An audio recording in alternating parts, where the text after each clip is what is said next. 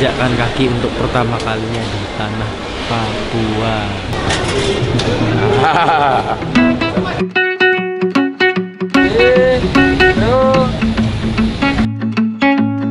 Oh, tadi saya bangun itu masih banyak awan-awan ini. Tiba-tiba habis itu menembus awan, wah, keindahan pulau-pulaunya di Papua itu, wah.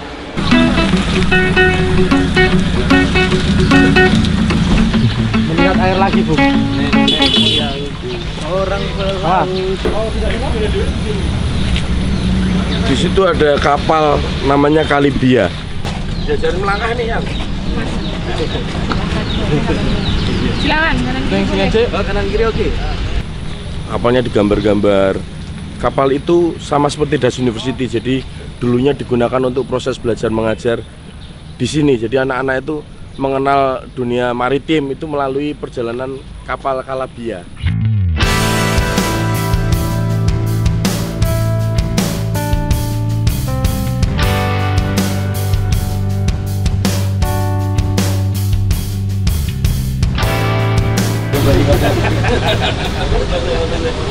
Kapten kita, Dik.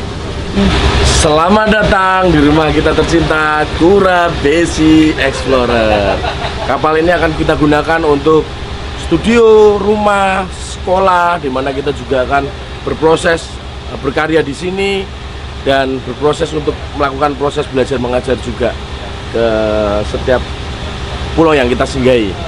Kita room tour dulu, oke nggak? Ya. Oke.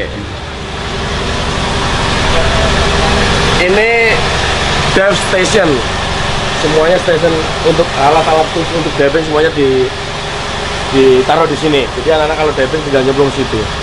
Dan lagi toilet, mesin.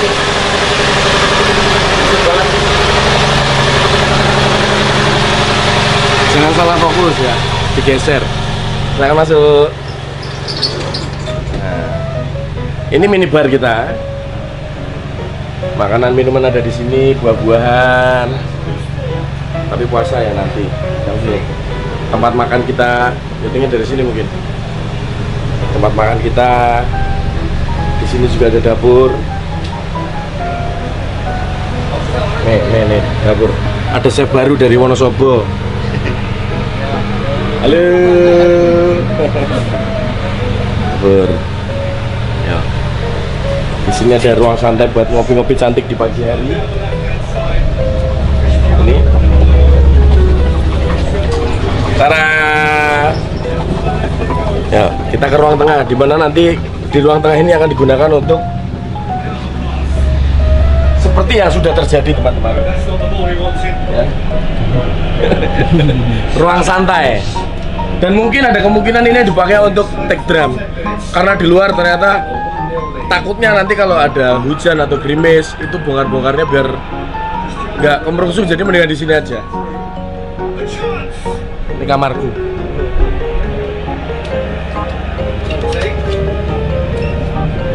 Selamat datang di Rick's Room. AC, kaca, jendela dibuka langsung pantai. Ada kamar mandinya juga, kamar mandi dalam. Masih bersama saya Deka Sukanti Teng. Lantai paling bawah itu ada 5 kamar. Kamarnya top. Kamarnya ada up and down gitu. Ya, ayo kita lihat aja. Terus rasa cerewet. Bahannya cerewet.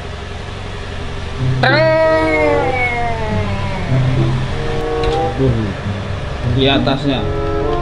Kamarnya soba. Operator.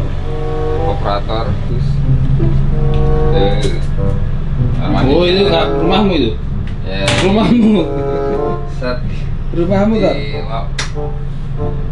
Mandi. Ini ada sampo, sabun, Shower. terus ininya juga bersih. Ini kalau sih ya, tapi ditutup kalau sama bisa pesan gini ya bisa aja. ada tempat sampahnya. Kalau nggak bawa sikat gigi, ada sikat gigi ya, terusin. Nah, ini kamarnya lo, tenang ya. Lagi ngapain kamu? Ngapain kamu itu? Nonton laut. Nonton laut. Laut. Nonton laut.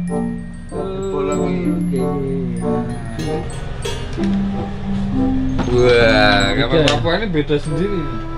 Kamarnya gede. Siapa itu? Wow. Ini kamarnya Supersas. Sama Mas Bagus. Oh, sama Mas Bagus. Wih lo, Gede ya. gede-gede. Orangnya gede-gede kok ya. Oh, situ seneng adem kok ya. Di sini tuh kamar beruang kutub. Kamar paling dingin di sini. Kamar mandinya ya nggak jauh beda sama yang tadi. Ya. Bisa mandi berdua. Nanti Mas Bagus ngising, Mas Sas mandi.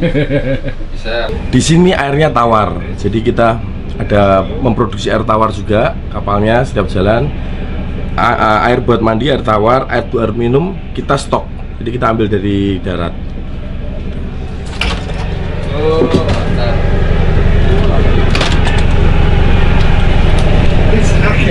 Di sini juga AC. Di sini ruang editingnya Mas Isa. Dan di sini adalah ruang kamera sekaligus menjadi ruang operator. Nanti di sini kamera-kamera, lampu-lampu semuanya bisa di sini, ngecas-ngecas juga di sini semuanya. Ketika drum bisa di sini, operatornya di sini. Nanti kalau take bass mau di atas, ya tinggal dibawa. Tuh, kita jalan lagi. Oke, lewat sini. Ini juga buat nongkrong. Nah, gini nih ngopi-ngopi cantik nih. Nah, ngopi-ngopi. Ya, ngopi cantik, ngopi cantik, ngopi cantik. Woi, menikmati keindahan alam. Laut. Iya.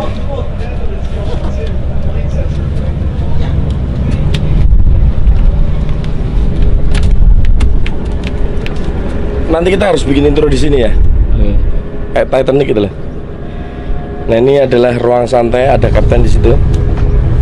Ya.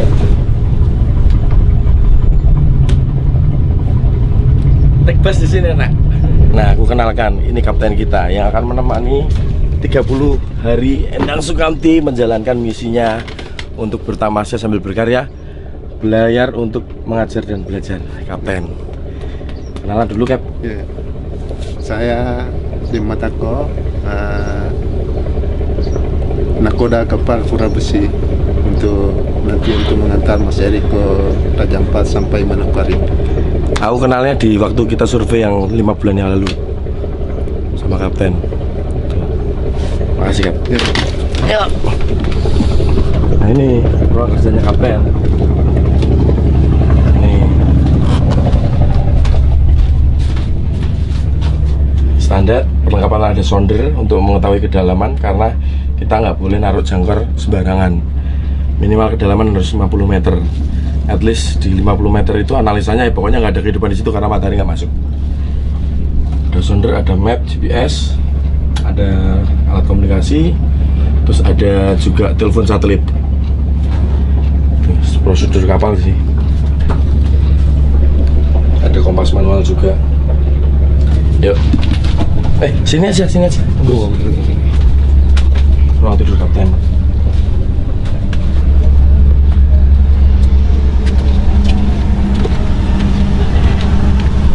Ruang tidur anak kapal. Shit. Dan di sini ruang dimana teman-teman nanti bisa ngobrol santai, diskusi, bercerita-cerita. Aku juga pengen take bass di sini sih sebenarnya. Sambil jalan kapalnya. Terakhir kita ke atas. Ini bisa dibuka. Lihat santai. Kita siap melakukan perjalanan 30 hari bersama teman-teman Endang Sukamti. Bisa kan nggak usah dikanting, jadi langsung rawnya aja. Kamu ngapain tuh? Enggak sulap biar fokus. Biar nggak backlight tuh, tetap ganteng tuh. Nggak usah diedit kalau bisa, biar nggak lama. Oke. Kenapa rekaman di outdoor? Nah, ini sudah menjadi tradisi baru Endang Sukamti, melakukan proses rekaman itu tidak lagi di studio, karena ya buat kita di studio sudah sangat menjemukan dengan adanya kotak-kotak. Kita pengen keluar biar suasananya juga baru gitu.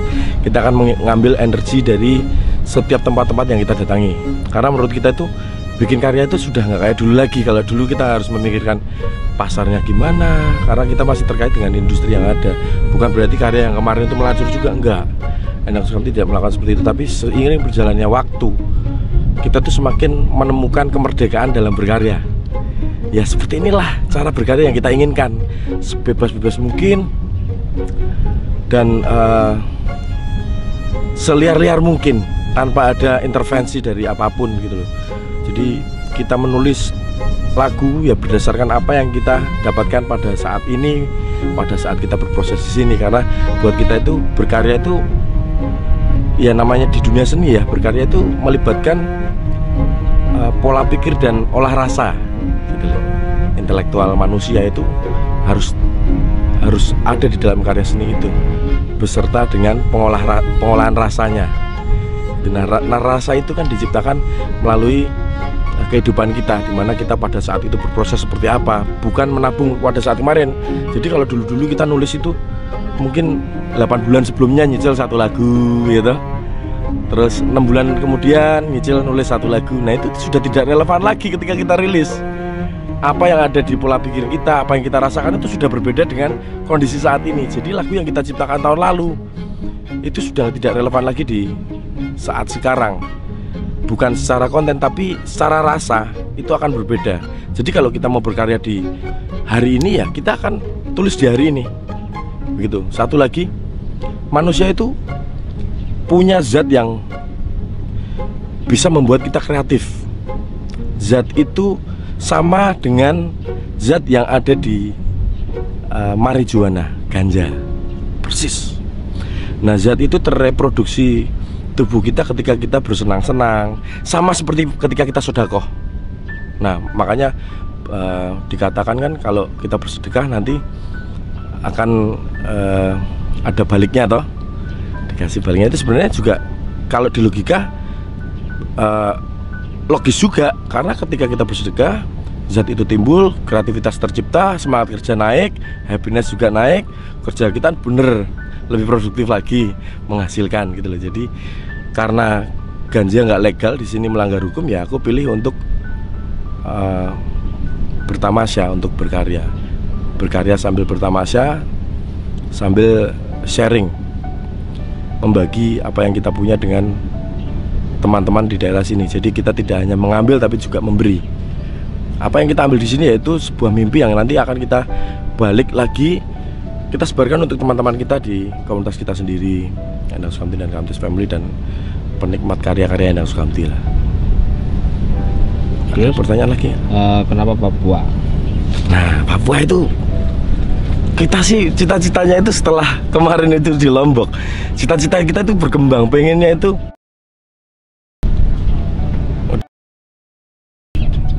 coba lagi. Tidak loh. Aman kok. Udah roll. Enggak putus lagi tuh. Udah roll. Udah roll. Tadi enggak putus, enggak rusak apa? Enggak, barusan. Simpen. Apa pertanyaannya? Kenapa Papua? Nah, waktu itu tuh sebenarnya kita itu ditawarin untuk Saman. Guys. Nah, kenapa Papua?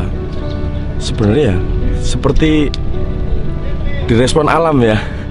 Karena waktu itu kita pengennya, bukan pengennya, kita pengennya itu setelah Lombok itu keliling se-Indonesia, tapi kita kan nggak punya kesempatan.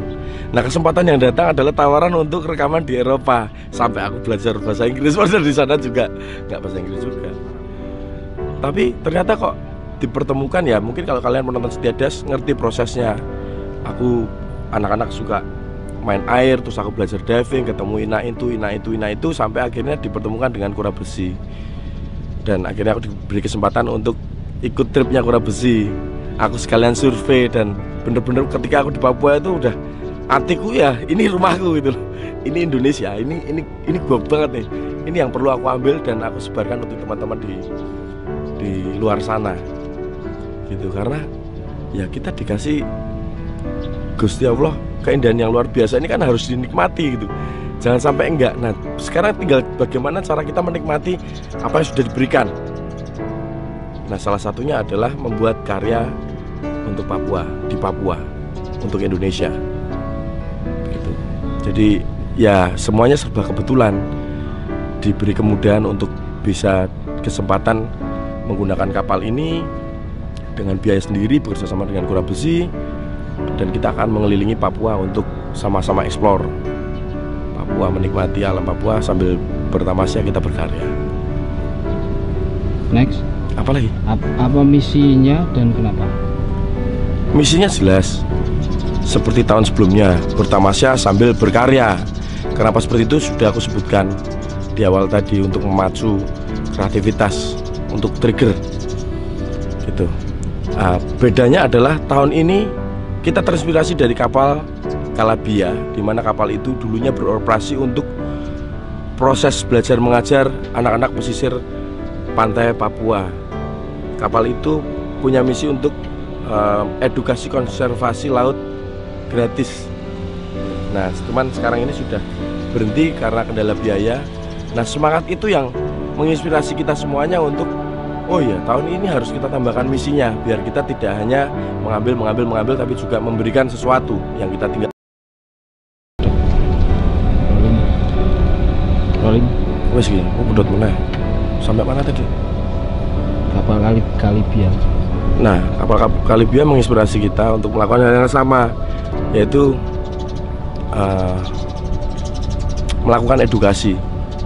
Kita berlayar sambil belajar dan mengajar. Apa yang diajarkan yaitu apa yang kita punya, apa yang kita miliki, untuk ditularkan ke teman-teman di Papua, di adik-adik Papua, di pesisir pantai ini. Itu misinya. Oh, kenapa kapal pinisi? Kenapa kapal pinisi? Karena pinisi itu desain asli kapal Indonesia.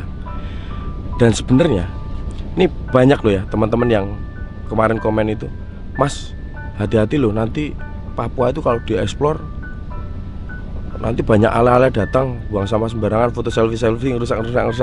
Iya, kalau di Jawa seperti itu karena mudah dijangkau. Makanya aku nggak pernah eksplor, nggak pernah kasih tahu, nggak kasih alamat, karena itu yang kita takutkan. Tapi kalau di sini berbeda. Di sini tuh memang harus sebaliknya, dipancing gimana caranya supaya teman-teman tertarik untuk main ke sini, menikmati alam di Papua, di mana Papua ini juga milikmu juga, milik kita juga. Ya iya sih. Oh iya. Terus kok langsung lu. Ini malah mute hilang ya. Nyambung terus. Saya mana tadi? Menikmati Papua. Nah, terus untuk apa gitu loh? Kita sudah diberi keindahan yang kayak gini tapi tidak dinikmati, untuk apa? Nah, kalau buat kita itu malah justru terbalik, kita harus bagaimana caranya merangsang teman-teman untuk datang ke sini. Allah nggak mungkin bisa masuk karena di sini jangkauannya susah, mahal juga, gitu loh. Jadi kita akan rangsang teman-teman mungkin dari internasional ataupun siapapun ya dari kalian untuk ke sini menikmati turisme yang ada di sini, menikmati keindahan alam pariwisata di Papua, dan itu ternyata lebih efektif untuk menjaga alam Papua ini lebih bagus. Karena sebenarnya yang menjadi kendala di sini tuh bukan seperti pariwisata yang ada di Jawa. Kalau di Jawa kebanyakan dirusak tamu-tamu, buang sampah sembarangan. Di sini sebaliknya, karena di sini biayanya mahal dan susah untuk dijangkau. Jadi yang kesini tuh niat semua, memang cinta, memang pencinta alam. Jadi mereka nggak ngisruh di sini, nggak buang sampah sembarangan karena memang benar-benar mereka niat ke sini. Justru kita akan bantu untuk menggairahkan orang-orang untuk datang ke sini supaya mereka, orang-orang Papua itu tahu bahwa oh, ternyata alamku itu disukai banyak orang ya. Kita bikin mereka bangga dengan apa yang mereka punya. Itu sangat penting sekali. Karena di sini tuh yang Justru yang merusak malah sebenarnya orang-orang sini juga yang belum sadar. Banyak ngebom laut untuk mata pencarian, untuk penghidupan. Nah, ketika mereka sudah sadar bahwa alamnya dicintai orang lain, itu mereka bisa bangga dengan apa yang mereka punya lalu menjaga. Bahkan mereka juga bisa memanfaatkan untuk menjadi pendapatan, karena semua yang ada di sini bisa diuangkan kalau mereka sadar. Nah, saat ini itu sudah mulai berjalan baik. Banyak yang dulu profesinya ngebom, carikan, sekarang sudah nggak lagi. Mereka malah ikut menjaga laut. Dan ada juga yang kayak nanti kita ke Wellsak itu sudah menjadi duit semua. Di situ kita masuk aja ke kawasan itu 2 juta, masuk doang itu ke kawasan konservasi itu. Nah, itu kan sudah tahu kan, mereka sudah tahu potensinya bahwa apa yang aku punya ini ternyata tambang emas yang begitu gila, yang harus aku jaga, dan aku nggak mungkin ngebom lagi karena aku bisa mendapatkan uang dari sini. Nah, itu loh, itu yang perlu kita sebarkan biar teman-teman di luar sana tahu, dan teman-teman di sini pun juga sadar bahwa apa yang kalian punya itu luar biasa. Banyak orang-orang bule itu datang ke sini cuman pengen menikmati alam sini. Nah, kenapa? Kembali lagi ke pertanyaan Mas Isa, kenapa kapal pinisi? Pertama, kapal pinisi itu desain asli kapal Indonesia. Kedua, semua kapal pinisi yang ada di sini rata-rata investornya bukan orang Indonesia. Bayangkan, kita dieksploitasi, alam kita dijual oleh pendatang orang asing di sini, berbisnis di sini, nanam modal, dan itu pun belum tentu memberdayakan orang-orang lokal. Kalau Kura Besi, semua pekerjaannya juga orang-orang sini. Mereka melatih teman-teman dari Sorong, anak-anak Mesir dilatih, akhirnya jadi anak buah kapal, dan ada juga menjadi dive master di sini. Jadi mereka memberdayakan, yang punya juga orang Papua, itu orang asli sini gitu. Jadi itu alasan kita kenapa kita sejalan dengan Kura Besi, karena nggak banyak kapal yang dipunyai anak negeri sendiri, karena di sini semuanya dikuasai sama investor asing gitu. Nah, salah satu jalan yang kita bisa perjuangkan itu bukan melalui perjuangan fisik atau campaign-campaign di media sosial, tapi ya seperti ini yang kita bisa mensupport dari segi berkesenian kita, karena kita ya seperti ini yang kita suka, seperti ini yang kita bisa melakukan dengan cara kita yang termudah, yaitu berkesenian melalui musik. Itu kita bisa berkolaborasi dengan Kura Besi, lalu mengeksplor semuanya sehingga orang tahu bahwa apa yang kita punya itu sangat berharga, dan jangan sampai diambil sama orang-orang luar gitu. Kapal-kapal yang lain ini semuanya milik bule semua nih. Bayangkan aja, coba pikirin, kita diving, kita mau menikmati alam negeri sendiri, tapi bayarnya dolar. Itu yang punya orang asing. Itu kan lucu ya. Ini punya kue, negeri kue, Indonesia kue. Itu ini kan punya kita. Aku mau diving di sini ya suka-suka aku toh. Itu sampai ada beberapa yang nanti aku kasih tahu.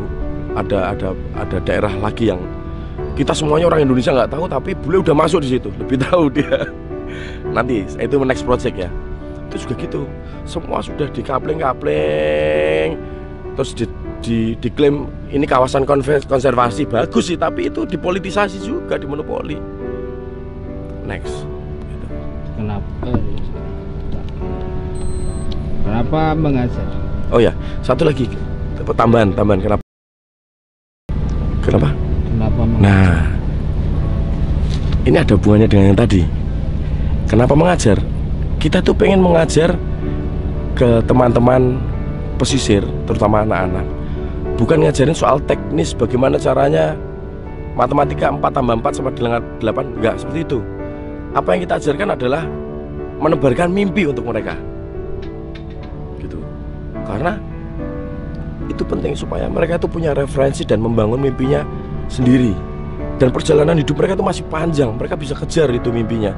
Dia ingat, 10 ilmu yang kita punya itu belum tentu bisa merealisasikan satu mimpi, tapi satu mimpi itu bisa membuat kita punya banyak ilmu. Nah, itu yang kita sebarkan. Satu mimpi aja nggak banyak. Caranya bagaimana? aku akan ngajari animasi di sini. Memang terdengar nggak mungkin, tapi memang yang kita lakukan harus membuat sesuatu yang beyond, yang mereka takjub dan tertarik. Animasi itu dicintai anak-anak. Nah, ketika mereka diajak untuk membuat karya animasi, itu kan sangat luar biasa. Diajari dan mereka dilibatkan untuk bikin karya animasi. Kalau anakku Goku bisa, aku yakin anak-anak sini juga bisa. Aku nggak tahu nanti hasilnya bagaimana, mereka gedenya seperti apa, tapi aku mencoba untuk berkontribusi melalui apa yang aku suka, memberi satu mimpi untuk kemudian mereka bisa punya banyak ilmu. Kenapa begitu? Karena mereka harus tumbuh menjadi pemuda-pemuda yang idealis, yang tidak mudah dibeli dengan uang. Dan aku kira itu adalah perjalanan panjang dan tidak mudah, tapi efektif sekali untuk tidak mudah dibeli oleh investor asing. Dan ini perjuangan yang sangat mudah yang bisa kita lakukan selain ngomong doang di sosial media dan adu fisik, karena itu tidak akan kita lakukan, bukan kemampuan kita. Aku nggak tahu hasilnya bagaimana. Ya aku sih percaya kata JKT48, usaha tidak pernah mengkhianati. Semuanya kita serahkan yang di atas lah. Yang penting kita berusaha aja. Karena kita sendiri Endang Sukamti juga dibesarkan oleh sebuah mimpi yang ternyata dari satu mimpi itu kita bisa punya banyak ilmu, bisa punya ilmu audiovisual, bisa bikin sekolah, bisa apapun ternyata bisa kita lakukan dengan satu mimpi saja, yaitu di musik. Ya, harapanku itu akan terjadi hal yang sama dan mereka akan tumbuh dengan attitude yang bagus, karakter yang bagus, dan punya idealis. Karena idealis itu yang membuat kita anak muda menjadi kaya, tidak terbeli. Apalagi Mas ya? Panas. Kenapa tanpa sponsor dan bagaimana pendanaannya? Nah, bukannya nggak mau pakai sponsor. Aku sih alhamdulillah kalau ada sponsor yang sevisi tentunya. Karena kita juga teman-teman ini idealis semua. Endang Sukamti itu anak-anaknya slogannya aja, mandiri dalam berkarya, merdeka dalam berkarya, mandiri dalam bekerja. Selama itu sevisi sih pasti kita bisa jalan. Nah, yang susah adalah mencari sponsor yang sevisi gitu. Nah, tapi kita juga tidak kalah akal. Nanti mungkin aku bisa sharing ke teman-teman bagaimana caranya mencari sponsor yang kita bisa berjalan bareng tanpa mengganggu idealis satu sama lain. Karena sebuah perusahaan itu masuk ke nyemot sponsor kita juga punya banyak tuntutan toh, punya banyak kepentingan, dan itu tidak akan bertabrakan. Ada caranya. Nanti aku share ketika semuanya sudah berjalan dan berhasil, biar kelihatan teorinya, ada faktanya gitu loh, sudah terjadi. Nanti aku akan share di mungkin das episode setelah kita lakukan semuanya gitu. Nah, bagaimana pendanaannya sebenarnya dalam hitungan bisnis kita kan sudah kelihatan ya. Kita kan dari sini outputnya kan banyak. Nanti kita akan ada buku, ada pameran foto, ada buku foto, ada karya audio dan visual, ada filmnya, ada merchandise, ada album itu sendiri. Tapi kita kayaknya pindah, ini masih panas banget ya. Ayo pindah. Dalam hitungan bisnis Euphoria Record, kita kan punya label sendiri. Ya kita bisa menghitung nanti jualan kita itu seperti apa, ya melihat data dari penjualan album kemarin itu akan sangat worth it dan sangat kelihatan, terukur sekali. Kita mengeluarkan modal berapa, nanti akan mendapatkan keuntungan berapa. Nah, kita juga berusaha untuk menekan modal itu sekecil-kecilnya, sebesar-besarnya, sehingga modalnya juga tidak terlalu besar dengan cara menjual merchandise. Jadi dari sekarang ini kalian juga bisa mensupport semua misi Endang Sukamti, apa yang dikerjakan di Papua ini untuk album ke-8 Endang Sukamti dengan membeli merchandise Endang Sukamti Goes to Papua yang bisa kalian beli di www.belialbumfisik.com atau di Tokopedia. Sebenarnya sangat mudah. Itu adalah salah satu bentuk usaha kita untuk menekan modal supaya tidak besar dan mendatangkan keuntungan yang layak ya, yang fair untuk Endang Sukamti dan Euphoria Record. Ya beruntungnya kita punya record label sendiri, jadi tidak terlalu berseberangan karena perusahaan itu ya punya kita sendiri. Kita tahu hitungannya, kita tidak pernah main tekong-blekong dari belakang. Rugi pun juga itu label-label kita, untung pun juga itu label-label kita. Kenapa nggak minta bantuan pemerintah? Ya sama seperti tadi aku bilang, itu kan sama sponsor juga. Selama misinya sama, aku rasa enggak, ya alhamdulillah bisa dijalankan. Tapi kalau enggak ya, mendingan buat yang lain ya.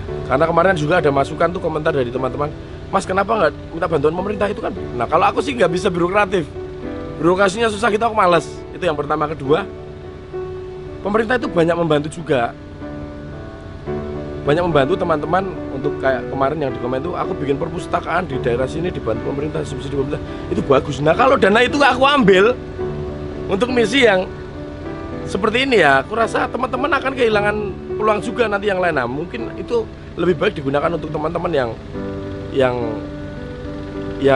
membutuhkan. Karena Endang Sukamti ya, kita punya komunitas loh. Masa aku tidak melibatkan kalian? Terus kalian ngapain aja di rumah cuma nonton doang? Enggak, keles. Aku juga ingin melibatkan kalian semuanya, komunitas Endang Sukamti Kamtis Family dan Das Squad Community. Biar tidak menjadi penonton aja tapi juga terlibat. Jadi acara ini bukan sekedar tontonan, tapi memang benar-benar movement yang real. Ada efek sampingnya, bermanfaat buat masyarakat, dan kalian semuanya akan kita libatkan. Aku pengen melibatkan kalian semuanya. Sebelum aku minta sama orang lain, ya aku mendingan minta sama keluarga aku dulu lah. Orang-orang yang selalu mensupport dan menikmati karya-karya Endang Sukamti. Bayangkan, kalau kita manggung konser, Kamtis Family itu bisa datang sebanyak itu, bayar tiket semua. Bayangkan kalau semua orang sadar, kolektif aja 10.000, wah itu udah nggak mikir lagi. Kita bisa bikin sekolah, kita bikin apapun. Nah masalahnya adalah kesadaran, dan kita kan nggak mau maksa ya. Mereka juga punya keperluan lain, mereka juga punya perjuangan lain. Kita nggak perlu memaksa. Yang memang slow, yang memang sevisi, yang memang tergerak aja. Karena aku pun sendiri melakukan ini karena bukan kewajiban sebenarnya, tapi memang panggilan. Jadi sekali lagi saya ucapkan terima kasih untuk kalian semua yang mensupport Endang Sukamti, dan detik ini, hari ini kita sudah ada di Papua. Mohon bantuan doa juga, semoga alam semesta membantu kita untuk kelancaran semua usaha yang kita lakukan di Papua. Terima kasih sekali lagi saya ucapkan untuk teman-teman semuanya. Jadi sampai jumpa di episode berikutnya. Sampai ketemu lagi 3 bulan ke depan. I miss you guys. Terima kasih. Bye.